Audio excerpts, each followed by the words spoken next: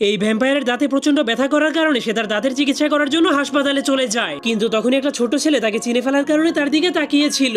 এজন্য ভ্যাম্পায়ার সেই ছেলেটাকে ভয় দেখিয়ে সেখান থেকে তাড়িয়ে দেয়। ঠিক তখনই ডাক্তারের ক্যাবিনের লাইট জ্বলে ওঠে। এজন্য ভ্যাম্পায়ার সেই ক্যাবিনের ভেতরে গিয়ে চেয়ারের উপরে বসে পড়ে, কিন্তু তখনই সেই ক্যাবিনের ভেতরে অনেক বড় একটা লাইট জ্বলে ওঠে, যার কারণে ভ্যাম্পায়ার তার চোখে সবকিছুই ঘোলা দেখছিল। কিন্তু তখন সে দেখতে পায় একটা মহিলা তাকে হাতুড়ি দিয়ে মারতে আসছে। এজন্য সে যখনই অনেক ভয় পেয়ে চিল্লাতে শুরু করে দেয়, তখন সে দেখতে পায় সেই মহিলাটা হলো একজন ডাক্তার।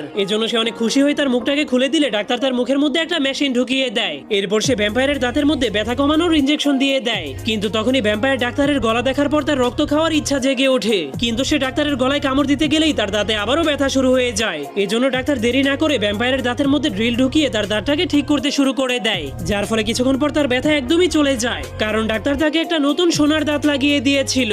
কিন্তু তখনই তার মাথায় একটা শয়তানি আইডিয়া চলে আসে। এজন্য সে ডাক্তারের রক্ত খাওয়ার জন্য ডাক্তারের দিকে যেতে শুরু